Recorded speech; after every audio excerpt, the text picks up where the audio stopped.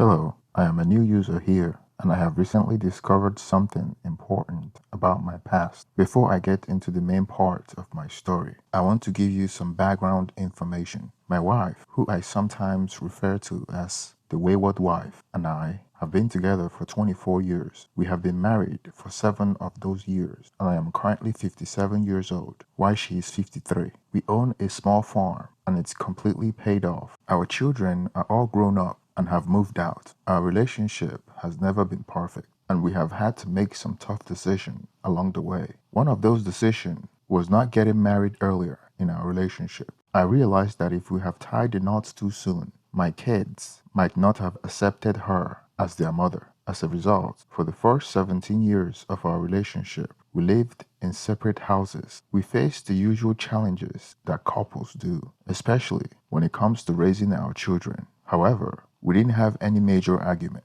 and for me, it was generally a good experience. In the spring of 2018, things took a turn. I injured my right shoulder while hurrying to complete some much needed fencing work for our livestock. My shoulder was in terrible shape and I was still working part-time job at the time. Eventually, I couldn't continue working and my wife, who had a job she could do from home, suggested I stay home as well. Everything seemed fine to me, but little did I know that my wife had a habit of telling lies. Then, in February 2019, I contracted the corona. At that time, there weren't any tests available for it. The virus ended up causing serious heart problem for me. Just as we discovered these heart issues, the hospitals went into lockdown due to the pandemic, and I couldn't get medical attention for about 5 months. By the end of this ordeal, I was left with a permanent heart condition that required large doses of medication to manage. The medication I had to take for my heart condition had a side effect. It took away my ability to be intimate, which led to a deep depression. Life started to feel very grim, and I withdrew from everything around me. As time went on, the medication began to control my heart issues, and I started to improve in various aspects of my life. Around June 2021, I began to notice some unusual behavior from my wife, who I sometimes refer to as the wayward wife. My depression had lessened a bit by then, although I still feel quite down. Just to be honest, we hadn't been intimate for 2 years because the medication has essentially put a stop to it. My wife began coming up with all sorts of excuses to leave the house frequently. She used to go to the store once or twice a week, but now it was 4 or 5 times a week. She probably thought she was being discreet, but I was somewhat aware of my surroundings, even though I didn't really care much at the time. I attempted to check her computer when she left, hoping to find some clues, but she was managing it quite well, and I didn't want to confront her about the password issue back then. This went on for several months, and it became increasingly obvious that my wife was involved in an affair. She was frequently on the phone, claiming to be talking to her kids and such. Then around mid-August, I had a checkup with my doctor. He said things were improving and changed my medication. Almost immediately, I started feeling better. I had more energy, slept better, and things began working again. Fast forward to the night before our anniversary and what would later become a significant day in my life. Not in a good way. Yes, you guessed it. I found out about her affair on our anniversary, November 24th, 2021. We hadn't been physically close for years. Not because I didn't want to, believe me, but she rolled over and things happened. I probably shouldn't have given in, but it's hard to resist sometimes. The next morning, we went about our usual chores. She mentioned that she had to rush to the store at 7:30 a.m. of all times. But on this particular day, our anniversary, she seemed careless. She hurried off and didn't ensure that the computer was securely locked, which would later become significant. I quickly hopped onto the computer, opened the browser history,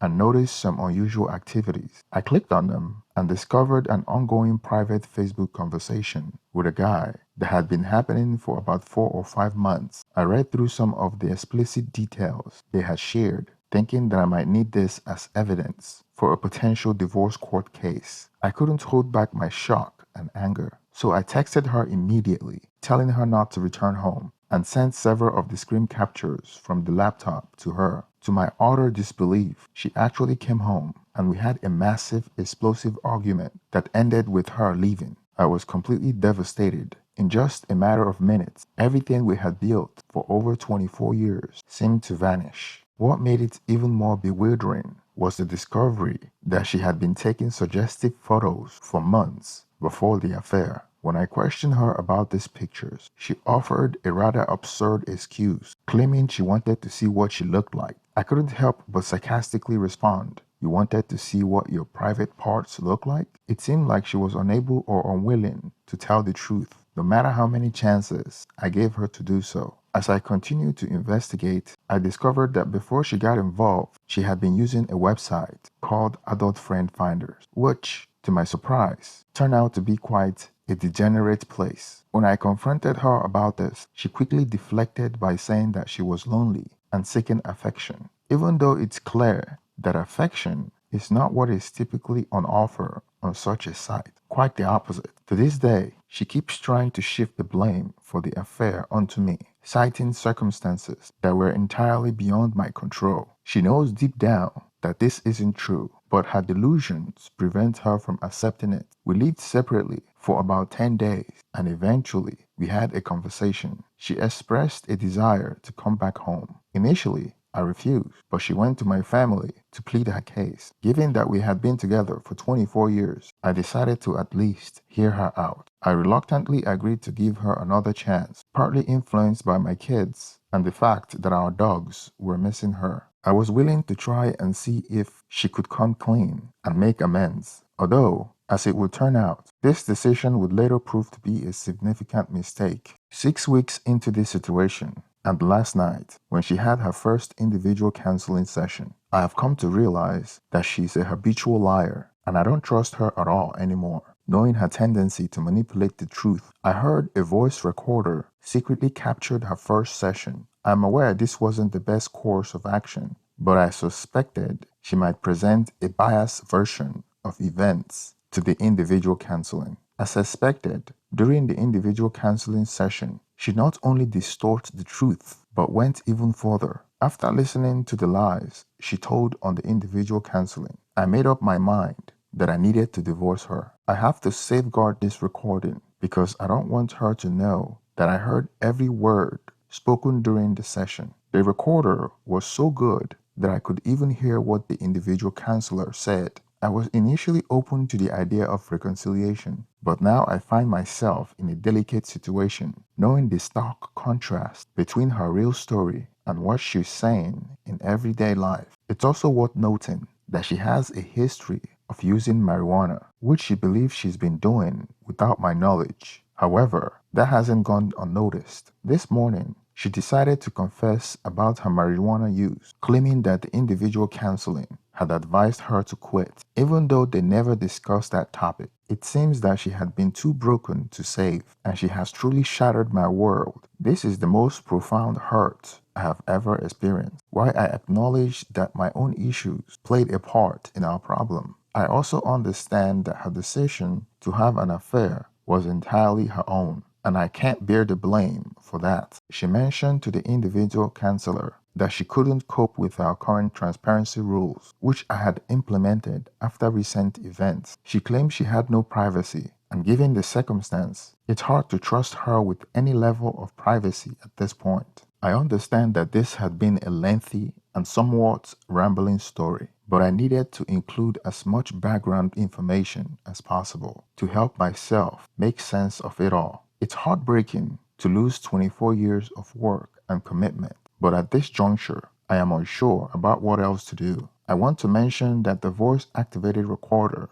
can be a useful tool when dealing with someone whose behavior has become unpredictable. However, it's essential to check the local wiretapping laws to ensure you are not doing anything that could lead to legal trouble. I deleted the recording once I had gathered the information I needed. I just wanted to know the extent of the lies told in one go. Unfortunately, there is no guarantee of a complete recovery at this point. Things are as good as they are likely to get for now. Interestingly, she spent a lot of time last night during her individual counseling session complaining about the medical bills I had accumulated due to my heart issues. Yet this morning, she attempted to show concern about me going back to work, which I had no choice but to do because I can't trust her any longer. The constant stream of lies make me feel physically ill. I can't stand people who act one way to your face and another behind your back. And in her case, it's a significant problem. Whenever she entered a room I'm in, it makes me nauseous. I just can't be around her right now, especially after the absurd session she had with her individual counselor last night. I hope the individual counselor isn't gullible enough to believe the tall tales she spun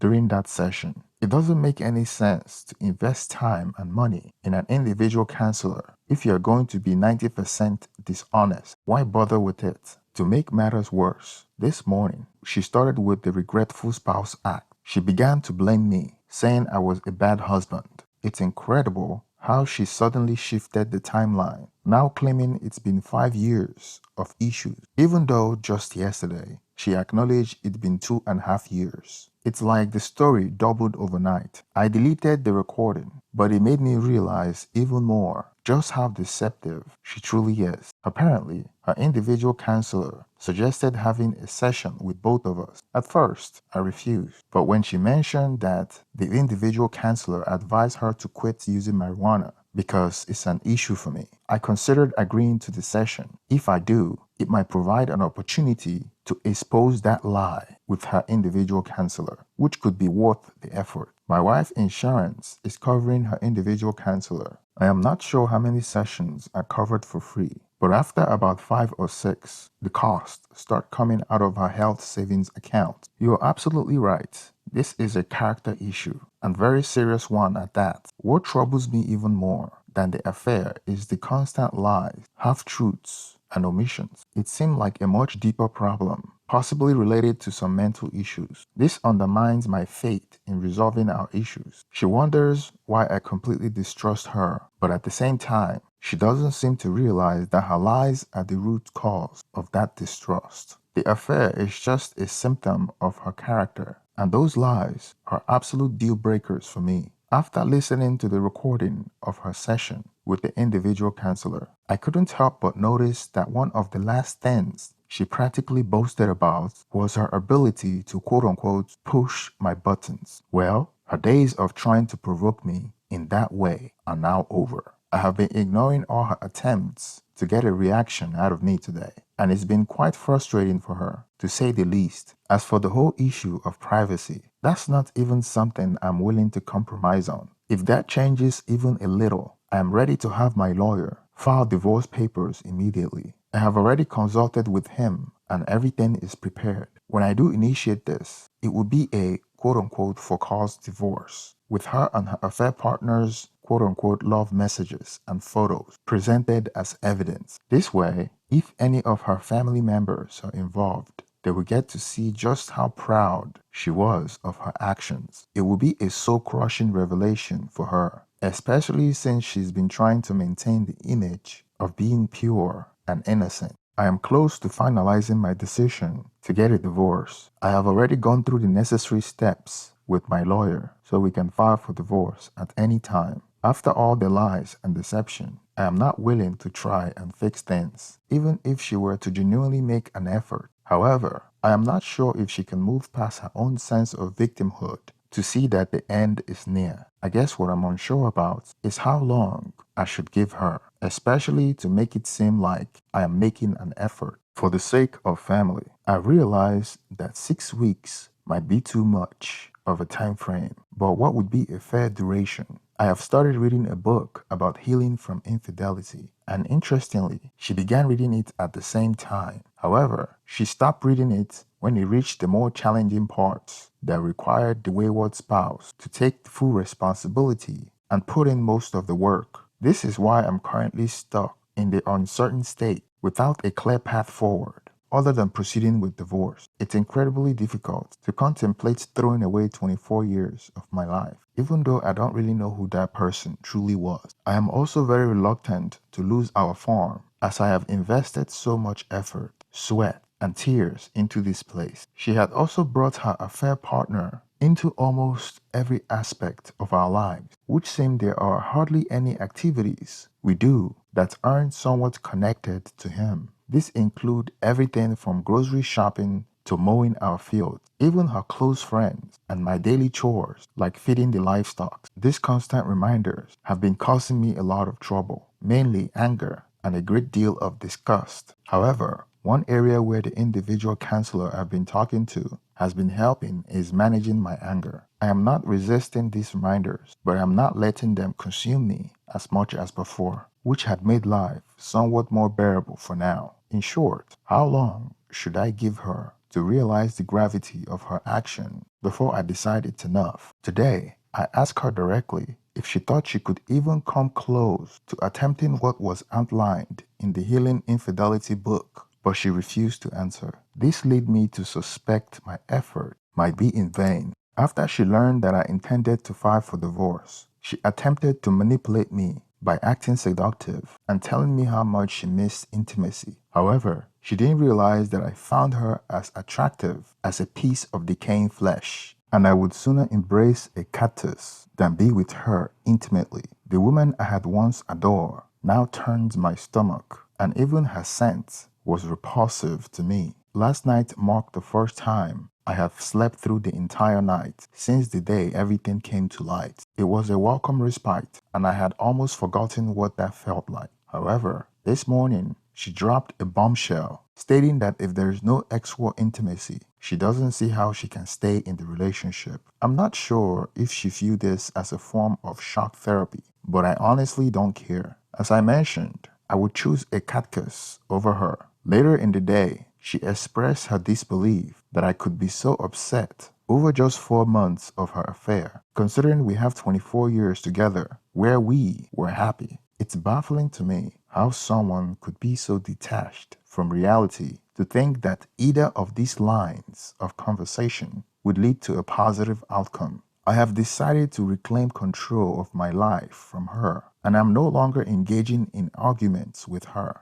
Instead, I provide short and concise responses and then put an end to the conversation. Her thinly veiled threat and her inability to see the disconnect between the past 23 and a half years of our relationship and the 4 months affair have made up my mind regarding our future. My lawyer has advised me to wait until the new year before filing for divorce, and I'm inclined to follow that advice. Thank you for staying till the end of this story. Please don't forget to hit the thumbs up and subscribe if you haven't already. Thank you and have a wonderful day.